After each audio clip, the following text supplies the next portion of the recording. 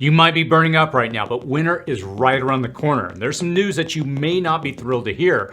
All the experts are agreeing that this winter is going to hit us like no other. If El Nino conditions occur, it will likely happen towards the end of 2023, during winter in the Northern Hemisphere. El Nino 2023 is going to be a beast. The climate models show a weakening of what we call the Atlantic Meridional Overturning Circulation, or AMOC for short. The super El Nino weather pattern is going to change everything. El Nino is just the opposite. We get into warmer than normal water. And the super El Nino is still intensifying. With a wild winter swiftly about to overtake us, getting ready is the only way to meet it head on. Waiting until October, November, December, it will probably be too late. Winter will impact us all in different ways, but it will hit hardest in a few specific areas. So how will this affect you in your specific area? And more importantly, what can you do to prepare now?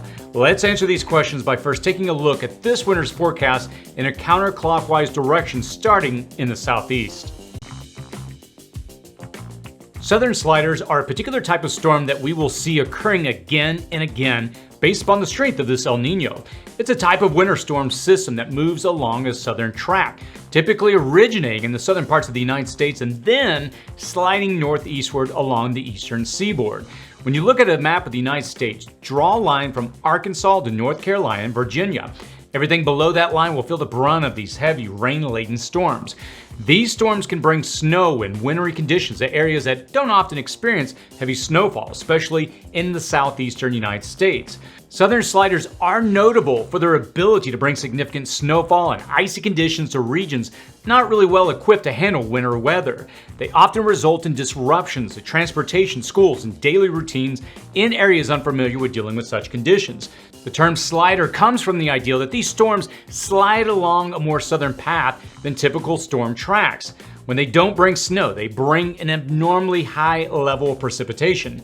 Now, these storm systems are known for their ability to carry significant amounts of moisture from the Gulf of Mexico or the Atlantic Ocean as they move along their southern track.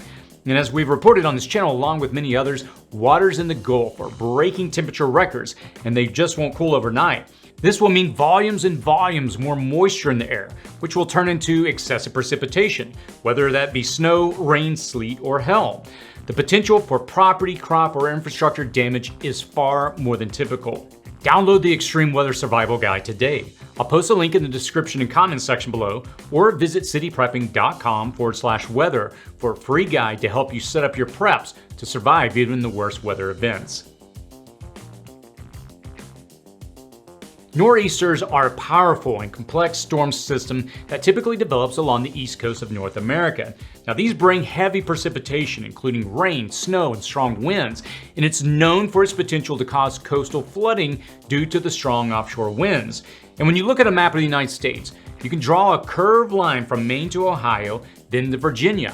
These are the areas most likely impacted by a northeaster, and that fits with Ryan Hall's prediction of a higher percentage chance of a mega snowstorm in the Ohio and Pennsylvania regions, which we reported on earlier. We'll likely see more intense nor'easters interacting with these southern sliders. On the boundaries of these two systems where they meet, that's where the most violent potential is. Both of these types of storms have more moisture to work with, and as the atmosphere warms, it can hold about 7% more moisture for every 1.8 degrees Fahrenheit of temperature increase. Scientists have noticed a substantial rise in atmospheric moisture due to the warming air's capacity to retain more moisture.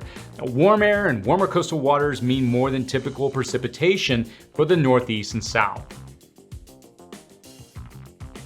Regarding the West and the rest, we're going to see drier than normal conditions from the Ohio Valley down through the Midwest to upper Arkansas. From Chicago, Illinois to Helena, Montana, we're going to see warmer than normal conditions in the upper states. Now, the Pacific Northwest, Washington, Oregon, Idaho, and Northern California, they're going to experience what the Farmer's Almanac says will be unusually snowy and wet winter.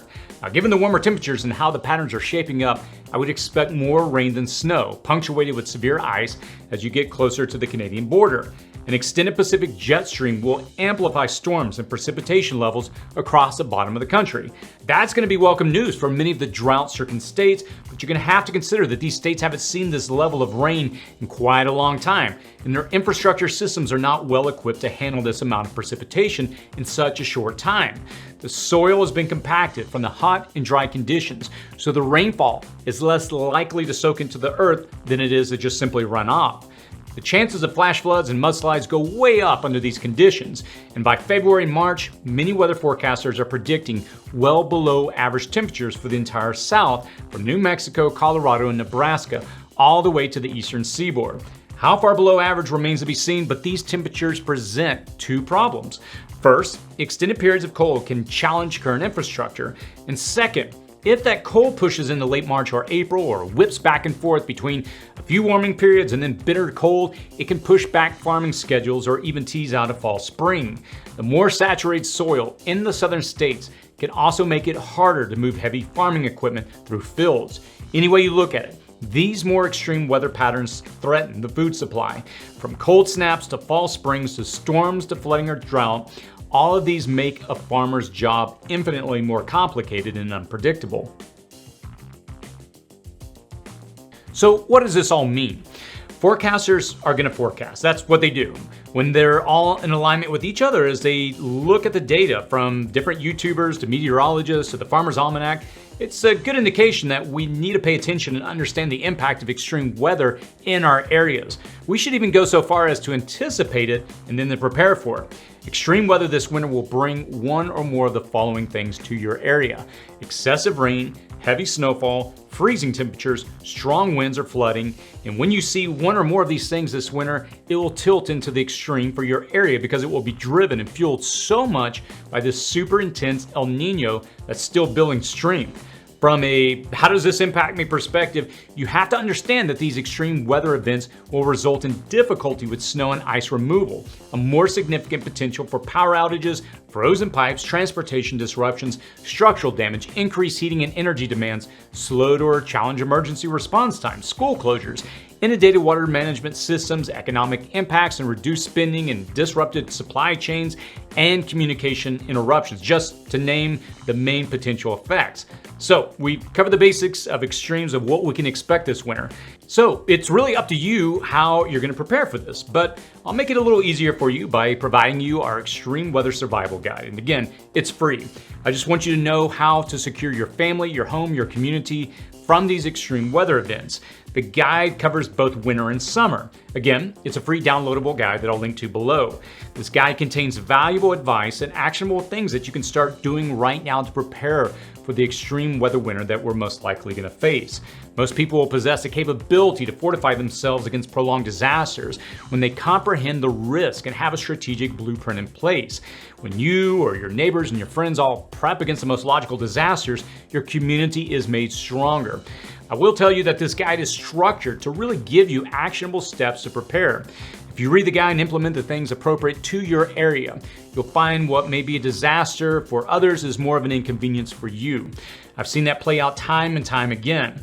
And if you take that plan even a step further to help get a neighbor or family member or even two to help you get prepared, you start building a community, a network of like-minded and emergency prepared people.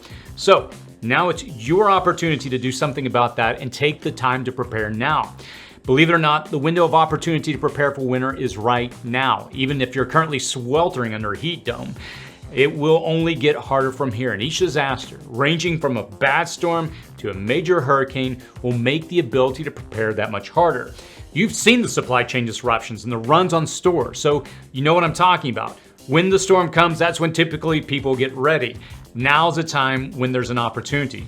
Winter's coming, and it's going to be more intense than in previous years, and the time to prepare is right now. What do you think? What are you doing to prepare for this winter? Let us know in the comments section below, as we always enjoy your feedback as it always helps other individuals. As always, stay safe out there.